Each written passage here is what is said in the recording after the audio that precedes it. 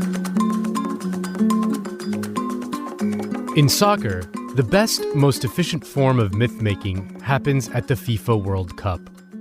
It's been this way since 1930 and every 4 years since. The World Cup has grown into a behemoth since that time, with a global audience of 3.5 billion people. That's right, billion with a B. That's a third of the world turning into the crescendo of its most popular sport. I've been a soccer fan since the day I was born, when my dad made me a card-carrying socio of Real Madrid. In the decades since, I've woken up at all hours to watch laggy, illegal streams and now crisp 4K broadcasts of games. I trekked around South Africa to watch my country, Spain, finally win the World Cup in 2010. I'm Nando Vila, and this is the best soccer podcast in the world. A new show that tells stories that spill well beyond the field. From legendary players to silly hairdos to heart-wrenching finals, here on the best soccer podcast in the world, we're going to relive all of the most iconic World Cup moments throughout soccer's extensive history. Vamos, Diego, lo estaban agarrando. Canigia, la ley de la ventaja. Canigia, ahora o nunca. El triunfo, Canigia, gol! Michael Owen, he's got goals with him, but it's still Owen. Oh, what a goal! Cristiano Ronaldo, yes! Oh, yeah! The goal all of Italy wanted to see. The man they wanted in the Italian team. That's brilliant! Oh, that's wonderful! That is a magnificent goal! ¡Oh, Brasil! Pelé!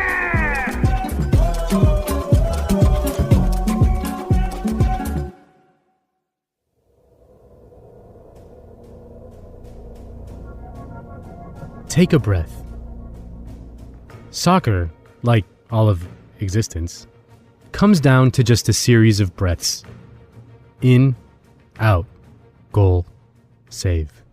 No one's career was defined by breaths as much as Ronaldo Nazario da Lima.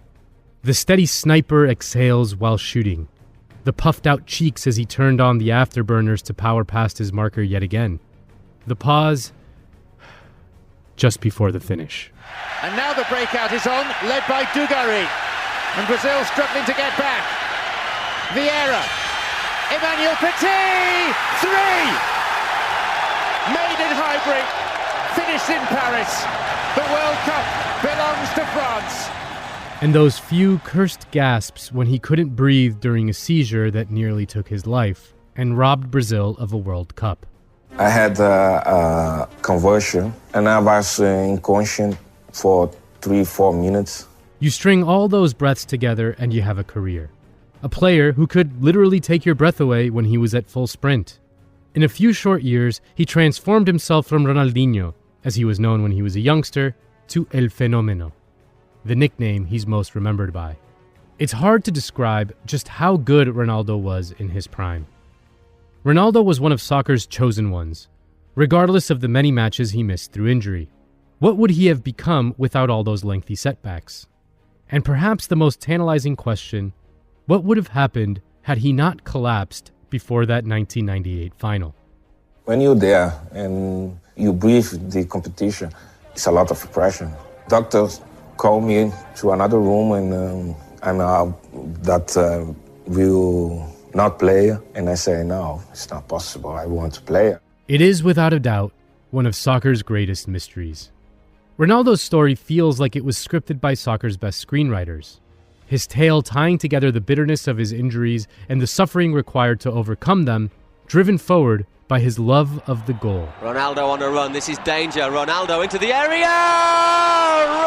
Ronaldo, how does he do that? The drama of defeat deepened by the mystery of an episode that to this day remains unexplained. And sure, why not? The eventual redemption that every hero deserves. Today we bring you the story of a striker who was half man, replete with mistakes, carnal sins, and physical frailty, and half God, given his otherworldly ability to score. Without further ado, we give you Ronaldo, the demigod of goals. The way that he played was one of pure joy. I was with him a few months ago at a FIFA event, and he has not lost that joy of life. And While there was, certainly a machine-like moment to him, he would try stuff that others wouldn't even think to try, and also have the audacity, the gall, and the confidence that it was going to work out. This is Alexi Lalas, a former player for the U.S. men's national team and now a pundit for Fox Sports. The difference between him is not only did he try stuff, but he saw things that others wouldn't see. He tried things that others wouldn't try. And more often than not, it worked out well and he was successful when others would fail. And that, that's what made him great. But he did it with, just a beauty, but also there was love and there was romance in the way that he slalomed, and his balance and his shifting of his weight. It was beautiful. Ronaldo Nazario got his start with São Cristóvão, where he was discovered by Jairzinho, one of the best right-wingers of all time and a key figure on the legendary 1970 Brazil national team. Jairzinho spotted a talented kid from the club's youth system and promoted him. Ronaldo, who was known as Ronaldinho at that point, soaked up wisdom from his mentor. One of the most renowned teams in Brazil, Clube Cruzeiro, snapped him up. He made a difference in the Copa Libertadores from the very beginning. Ronaldo, demorou demais, mas abriu, é bom lance para o Ronaldo! Gol! His outstanding displays and his consistent scoring naturally drew the attention of the man in charge of the Brazilian national team. Ronaldo vai escapando pela ponta, passa liso, o garoto avisava. At 17 years old, Ronaldo was living the dream. He would represent the most legendary national team during the 1994 USA World Cup. And even though he didn't play a single minute, Ronaldo participated in the collective success as Brazil conquered the world to win the cup for the fourth time. And all the pressure now on Roberto Baggio, who has to score. The man who really has brought the team to the final. It's over the top. Brazil have won the World Cup. Even if he didn't play in the 1994 World Cup. This is Daniel Edwards, a writer covering South American soccer for Goal, among other places. He was already making a lot of headlines before the 1994 World Cup. He had a ridiculous scoring record for Cruzeiro. And then after the 1994 World Cup, he catches the eye of PSV in the Netherlands. Guys over there, he was still only 18, 19 years old. Came under the wing of Bobby Robson, the late Bobby Robson, one of the most revered coaches in English football. Ronaldo. Niels, goed gedaan, Ronaldo. Dit is perfect, Ronaldo. And after 2 wonderful seasons playing for PSV Eindhoven, where he scored 54 goals in 57 games, he arrived in Barcelona for the 1996-97 season. This was the start of his meteoric rise to the very top of global soccer. Here's Ronaldo. He's going all the way. Oh, goodness me! It's a goal to win. Ronaldo was putting on a show week after week. The way he kicked off the matches, the ease with which he shook off defenders, and his vicious finishing. Ronaldo, super goal! By December, his resume boasted 17 goals in only 16 games. Ahí sí que es peligroso el brasileño, Ronaldo. Ronaldo, gol, qué golazo acaba de hacer Ronaldo. He had the fans in his pocket.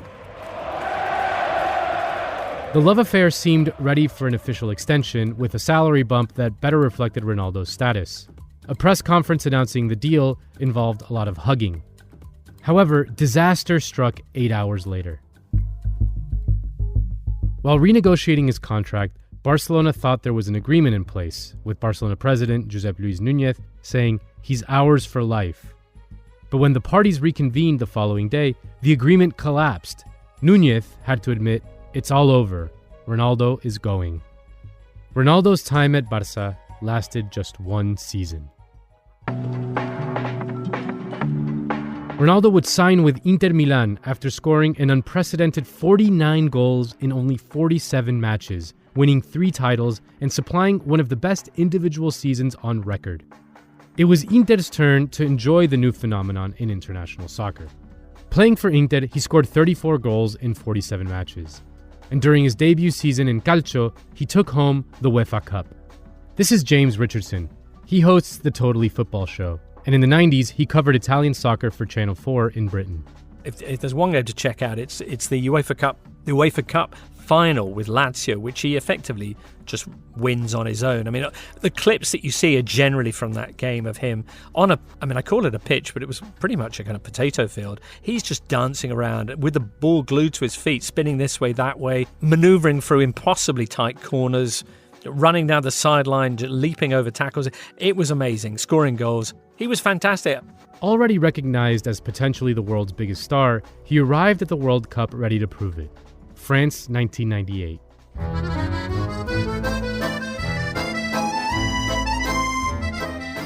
The star of the previous World Cup, Romario, was out of commission with a muscle injury. So the Brazilian media trained their flashbulbs and microphones on Ronaldo. Although he was in enviable form, there were some doubts about his knees, which had proved problematic during the 95-96 season at PSV. Ronaldo, at only 22 years of age, was already suffering from chronic tendinitis. And later, he would discover that he'd also been suffering from hypothyroidism.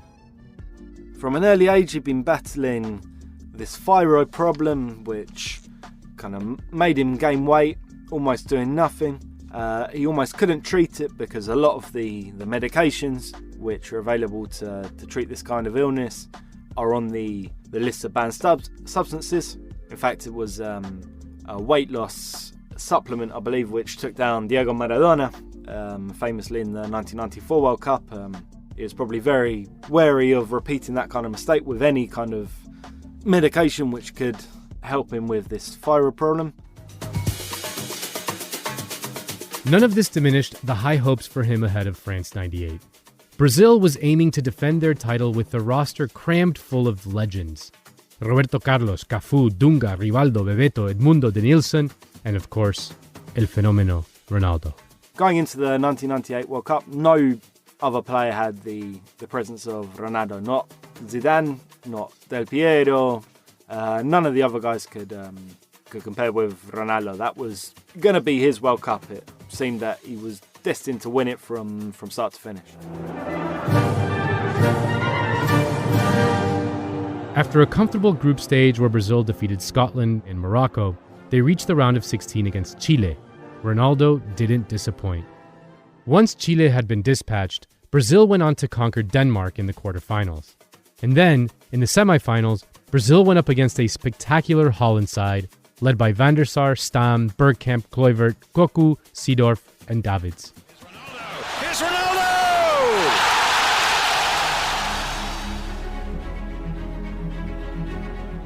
Both teams were evenly matched at the outset, until Ronaldo happened. As soon as the second half kicked off, Ronaldo left Cocu in his dust to latch onto a lob from Rivaldo and face down Van der Sar. However, 3 minutes before the end of the match, a goal from Kluivert forced extra time and the game went to penalties. Ronaldo against Van der Sar. Well, his nerve held superbly. That is a beauty, isn't it? Beautiful penalty. That is a beauty. So Brazil go into the final on Sunday, where they play either... On the other side of the bracket, France beat Croatia, the breakout team of the championship. The World Cup final was to be played on July 12th, 1998.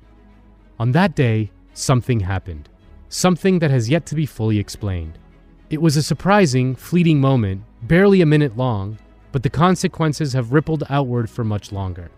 It completely changed the course of events only a few hours before kickoff in a World Cup final. More about what happened next after the break.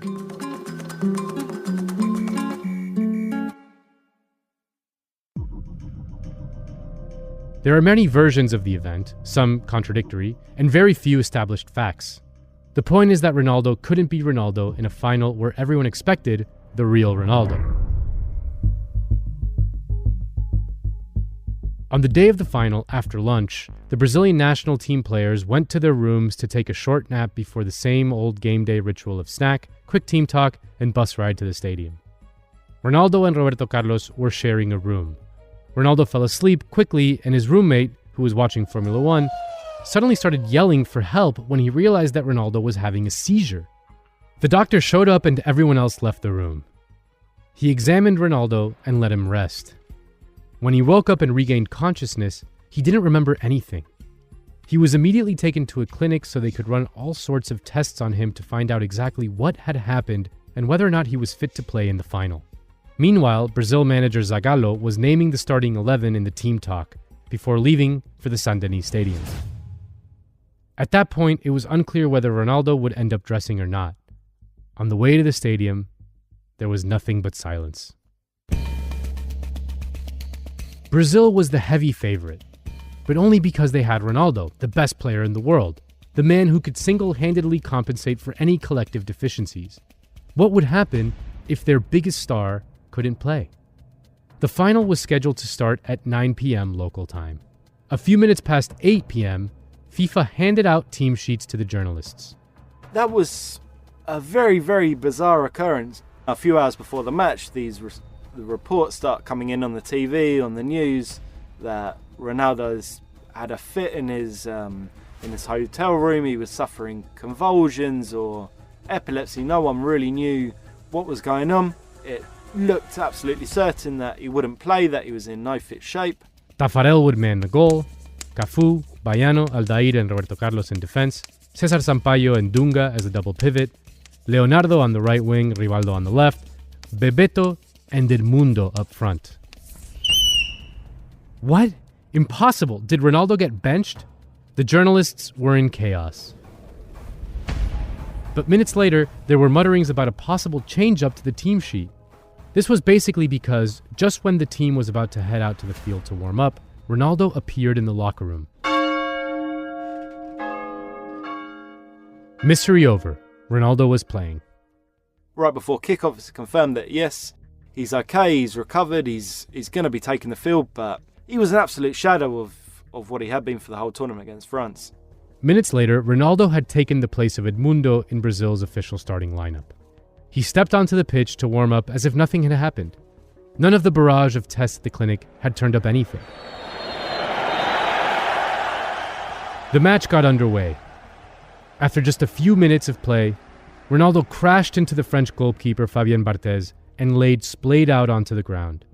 Another moment of alarm for his teammates who were already worried about his condition. Ronaldo and Barthez, nasty tumble for him. Both of them end up on the floor. Barthez the first to pick himself up, and he wants the referee to stop it, and now Dunga has. And if Ronaldo wasn't in great shape before the game, as we're led to believe, he definitely isn't now. Without the threat of Ronaldo, Brazil could never really get going. And as the match wore on, France got increasingly confident and started banging in the goals. Brazil looked completely dazed, their players shell-shocked. Djorkaeff. Zidane! Petit. Zidane! Ronaldo played the full 90 and completed what was probably the most underwhelming performance of his career. Emmanuel Petit! 3! Finished in Paris. The World Cup belongs to France. He just looked off the pace. He wasn't with it. I don't know who had the final word on signing him off for that game, but I think it was a mistake, because with him on the pitch in that really kind of not fit state, it was like Brazil were playing with a player fewer, and France took advantage. So what happened exactly? Some people say he had an epileptic episode. Others say he had a cardiac event, something that Ronaldo's spokesman refuted.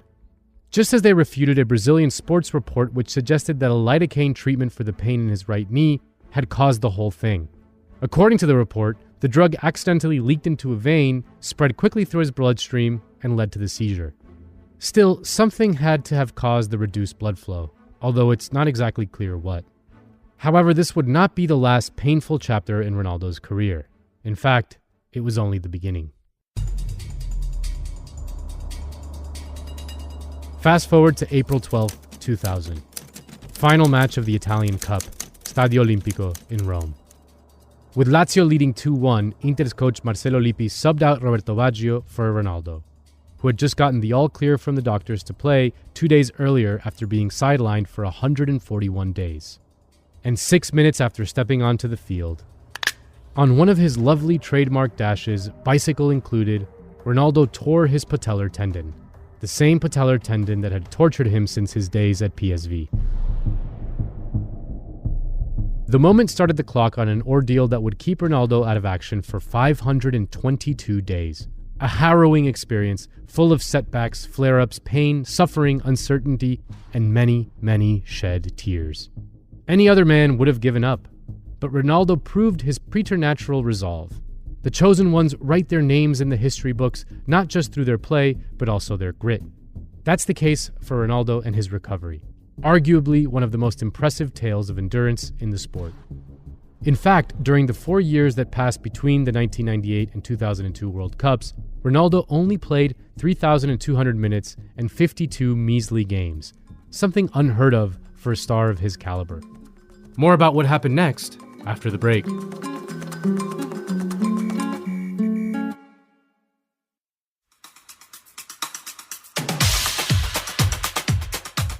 However, the Brazilian national team manager, Luis Felipe Scolari, went all in and called him up for the 2002 Korea-Japan World Cup. It's in by Beckham, and there's Campbell! Floated in by Stewart, and there's O'Brien! Partiu Roberto, perna esquerda, partiu a bomba! Goal! Keane! Oh, that's a dreadful mistake by Alday. Belgium. It's a goal for Sonk! The fears of an injury flare-up or that Ronaldo wouldn't be able to handle the demands of the tournament loomed large. But Scolari didn't have many other options after dropping Romario. He joined the three R's in attack: Rivaldo, Ronaldo, and Ronaldinho. Despite his scars, Ronaldo scored 4 goals in the 3 group stage matches, and he scored an additional goal against Belgium in the round of 16. And in the semi-final, Ronaldo dusted off one of his best tricks: the shot under pressure. We're about to start the World Cup final of 2002, the first one of the new century, and it's Brazil straight away from the kickoff pressing. Brazil had reached another final, and as if no time had passed, Ronaldo once again wore the mantle of the biggest star in a World Cup final. But this time, there were no surprises, save for a questionable haircut, and El Fenomeno penned a glorious climax. I think there was a lot of expectation in 2002 purely because their team was so good. You had a guy like Ronaldinho, who was absolutely at his peak, Rivaldo, who was at his peak, Cafu, Roberto Carlos on the 2 flanks, 2 of the best fullbacks ever to play the game. It was just a team full of stars, and I think at the very least, if they hadn't have reached their 3rd final in a row after 1994 and 1998, it would have been very surprising. And they came through. They were definitely worthy winners in Japan and South Korea. Brazil beat Germany 2-0, both goals courtesy of El Fenomeno. The final whistle, and he does. And Brazil win the World Cup. Who finished the 2002 World Cup with 8 goals in 7 matches. Pure catharsis. Ronaldo redeemed himself, settled his debt with his country, and inherited the throne that was rightfully his. Shortly after the World Cup, Ronaldo signed for Real Madrid as part of their Galáctico program, where he grabbed goals and trophies galore over the course of 5 years, even if he wasn't quite the same lithe and lean Ronaldo. Ronaldo que controla con el pecho, puede marcar. ¡Gol de Ronaldo! Ronaldo se estrena con el Real Madrid. Once you start reaching 30, it can take its toll, and probably there was a feeling on Ronaldo's part, just why should I keep battling it? You know, I've done so much in my career. I've achieved all of my dreams. Do I need to keep killing myself week in, week out to make the weight? And I think even, you know, at 70, 80%, which is what we saw probably from Ronaldo a lot, but that 80% was still better than almost every other footballer out there.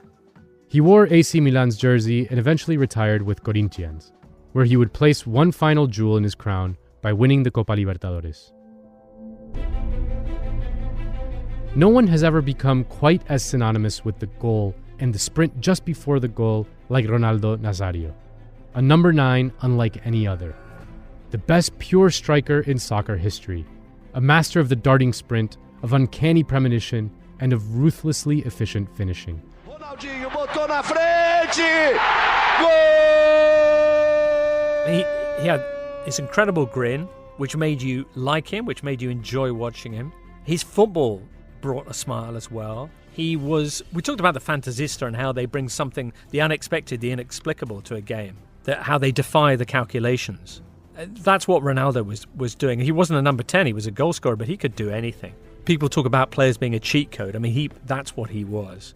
And it was a joy to have him in Serie A. It's a shame that things worked out so badly for him in Italy. But yeah, for a brief, glorious season, he was just the best in the world, and we were lucky to watch him. A meteoric rise cut short, an unsolved mystery, harrowing years of injury, suffering and despair, and finally redemption. Sweet, sweet World Cup winning redemption. Ronaldo has deservedly carved his face on soccer's Mount Rushmore. Glory to El Fenomeno, El Gordo, or simply Ronaldo, the first great Ronaldo in history.